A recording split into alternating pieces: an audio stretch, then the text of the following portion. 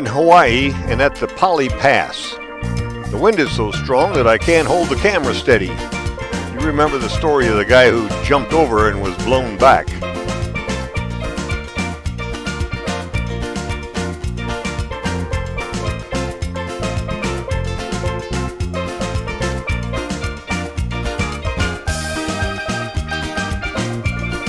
And this is the R&R area on the east side of the island, north of Diamond Head.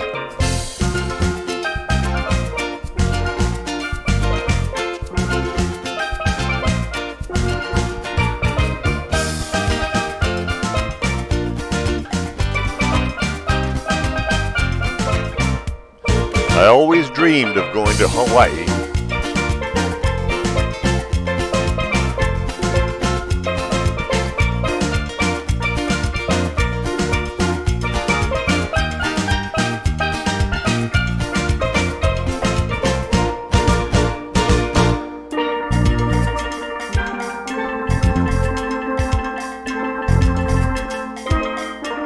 Rush and I are walking in the surf.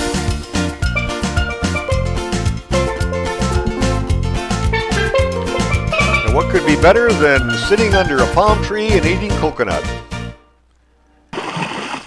These kids dove in for tossed coins, hollering, "Over here, mister, over here."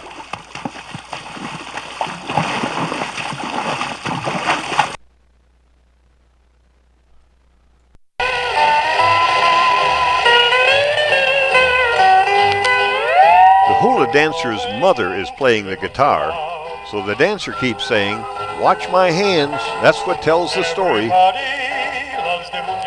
Do you remember the sailor? A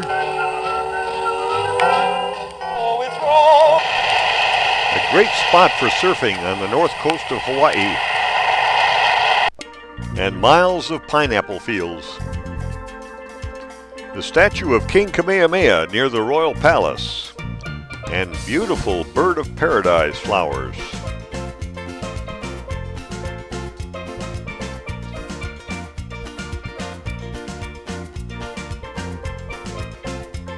Here we're eating hamburgers with Heaton and McCutcheon.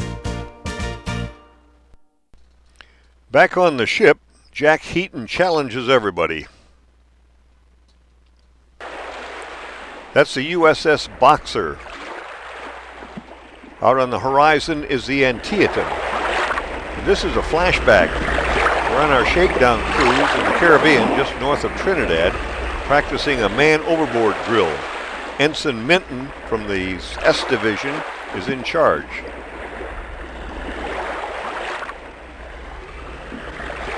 And then back in the Pacific, we're firing at a towed sleeve.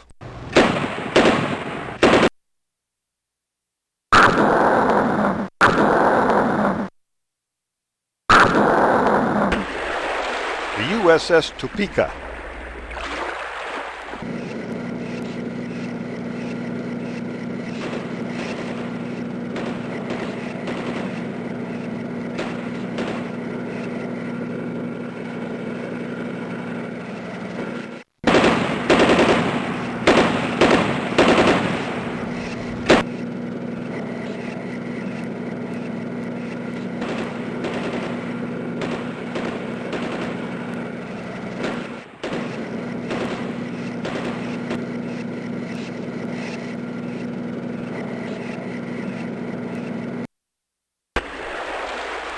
Maneuvers at sea with the light cruisers USS Topeka, Oklahoma City, Dayton, and Duluth, plus the destroyers Larson, Hanson, and Goodrich.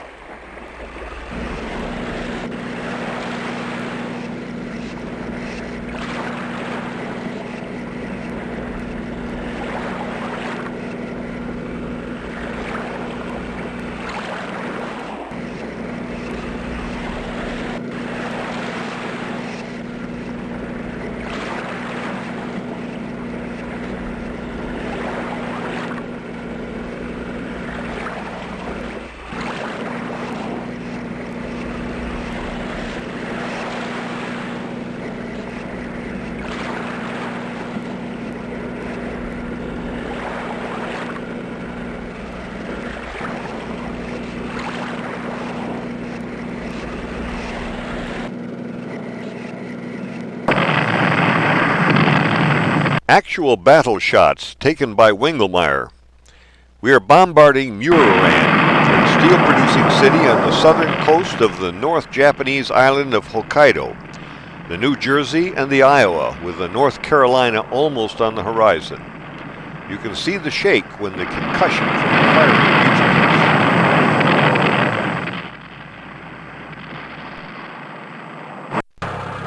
Taking aboard a pilot as we come into the harbor at Sasebo.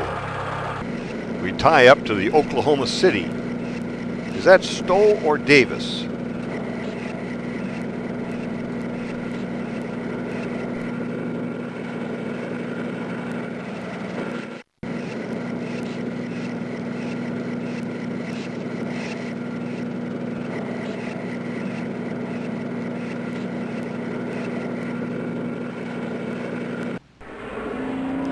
Lieutenant Dahl flies the SC-1 around Sasebo's harbor.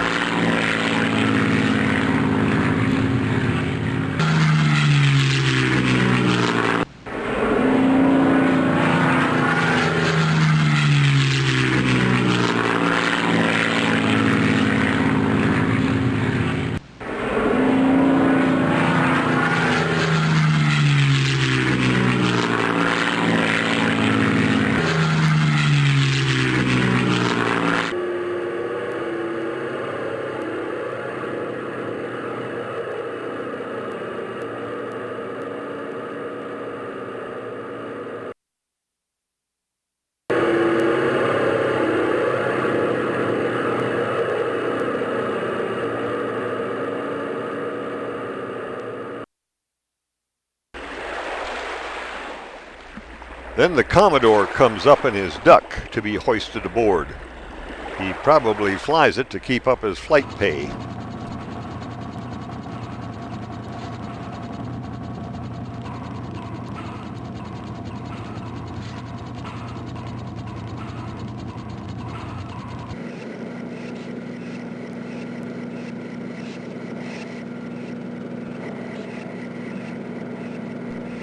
Airing bunting. Good old SC-1, the Commodore's flag. And just a sweep around Sasebo Harbor.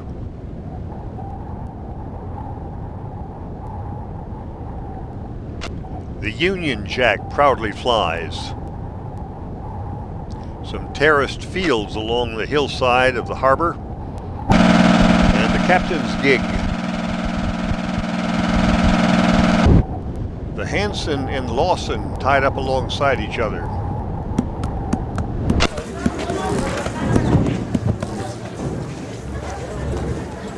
These next scenes are all taken in the city of Sasebo. All the people and those cute little kids that came running when we drove up in the Jeep. This is at the marketplace where they sell a lot of fish and squid.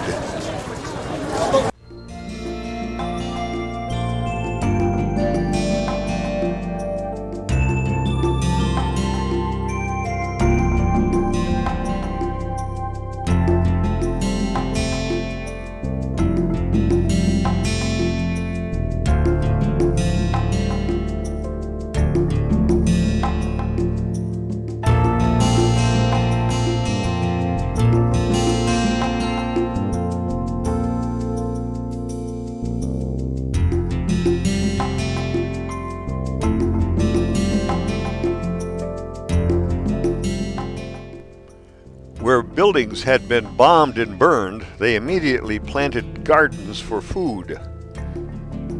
Lieutenant Minton with our Jeep.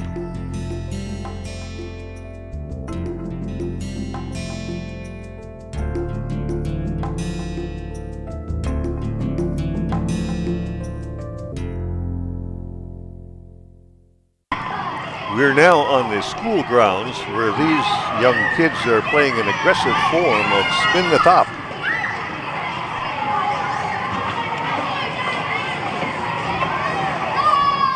McCutcheon and I try out their sliders.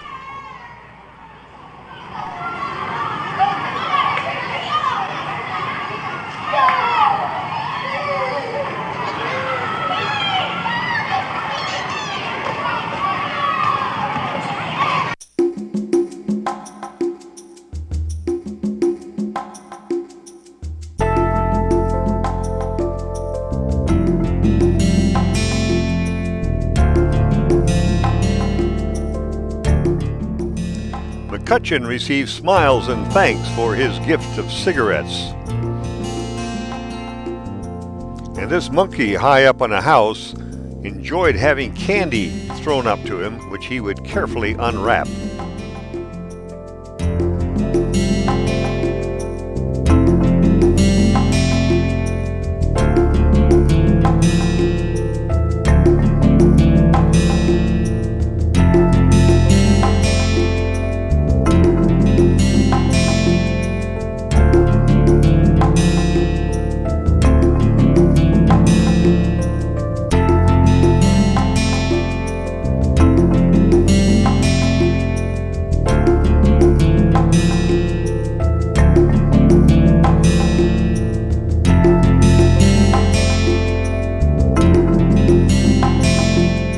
Atom bomb or not, they were always eager to sell us a souvenir, and then we would pile into an LST and be brought back to the ship.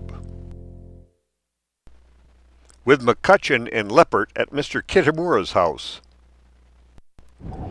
We then walked up into the hills around Sasebo. A young man came alongside and indicated that he would be our guide.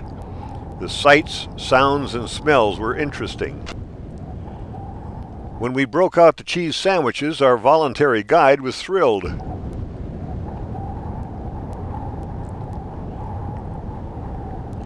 A commanding view of the harbor. Fortifications, radar, and dug-in tunnels were everywhere. There would have been a terrible loss of life if we had had to invade this coast as we did in Iwo Jima and Okinawa.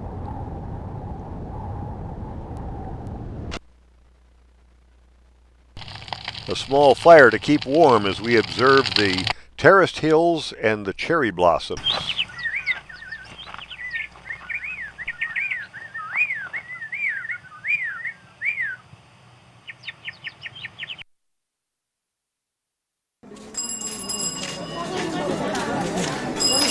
First class transportation.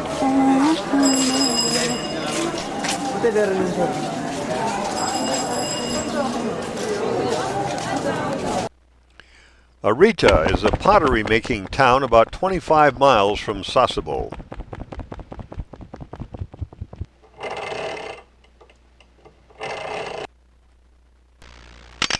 Councilman McCutcheon and Leppert are changing a flat tire on the Jeep. One advantage of taking pictures is that the other guys get to do the work. The beautiful farmland around Arita.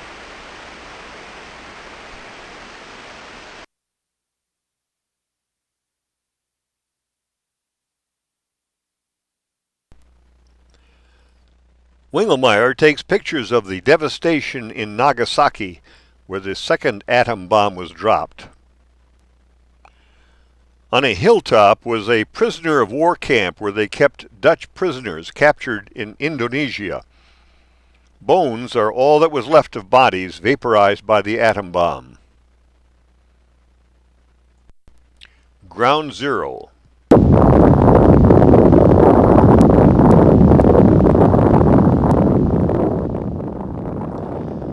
Mitsubishi aircraft plants. In a hospital located in the basement was the Japanese Army headquarters for the area. The Shinto shrine survived the blast, as did other concrete structures.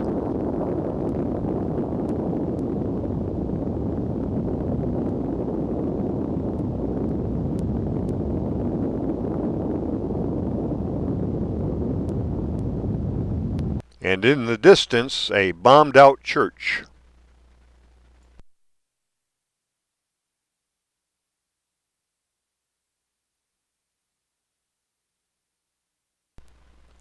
There was an eerie silence in Nagasaki. There were no cars, no people, no shops, no manufacturing, not even leaves or grass to rustle in the wind. Silence.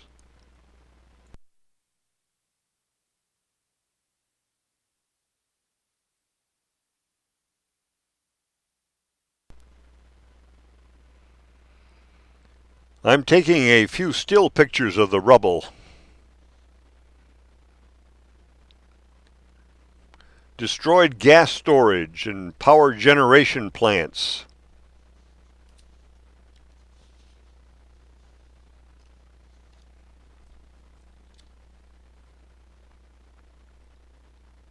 An entire area just wiped out. The city of Nagasaki is divided by a sharp elevation of rock, and the area beyond that was spared the devastation of the blast.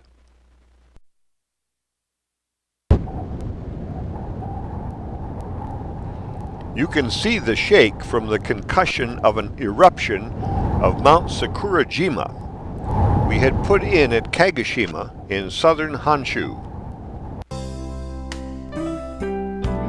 We thought it might be interesting to climb to the top.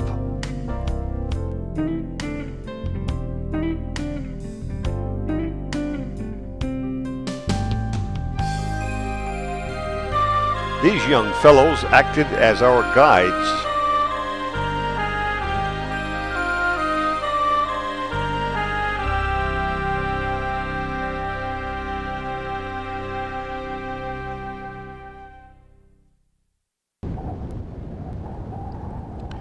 We're above the tree line here, and we're climbing on a cone of ash.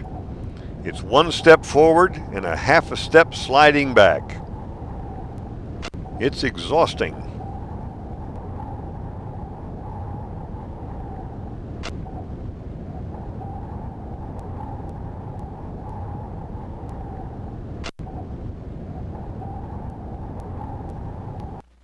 Some thought it would be a great idea to get some big boulders and throw them down, watching them pick up speed as they roared to the bottom.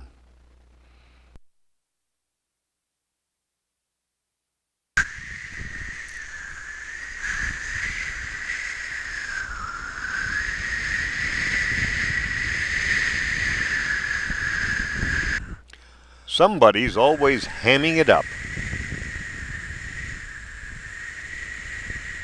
In the crater of the extinct volcano, we marked the spot, CL 104.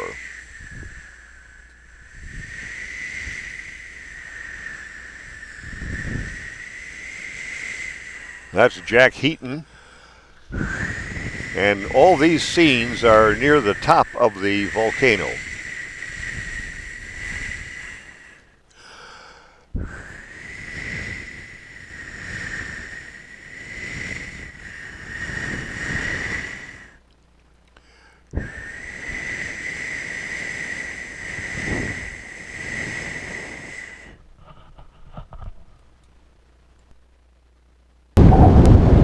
Then it happened again, a huge explosion from the side of the volcano, spewing ash, rocks, and boulders hundreds of feet into the air, continuing to billow and roar upwards.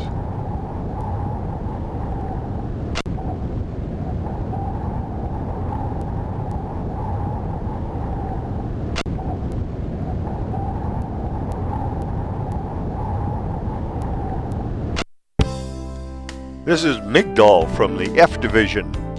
It was almost as hard going down as it was coming up, but it was a whole lot more fun.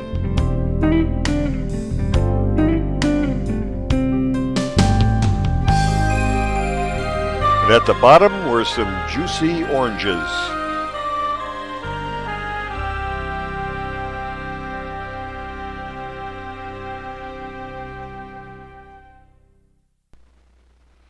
We had been up there, and it was beautiful. And then an LST came in to pick us up and bring us back to the ship.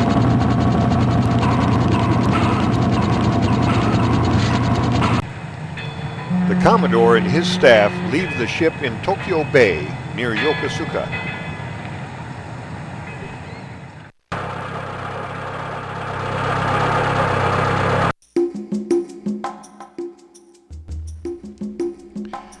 We returned to Agana Harbor in Guam, and McCutcheon climbed the palm trees.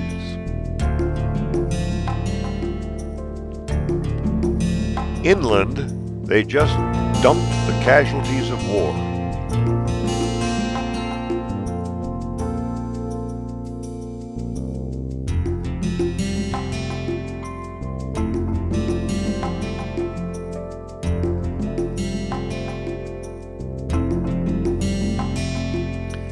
beautiful Lover's Leap Point in Tumon Bay.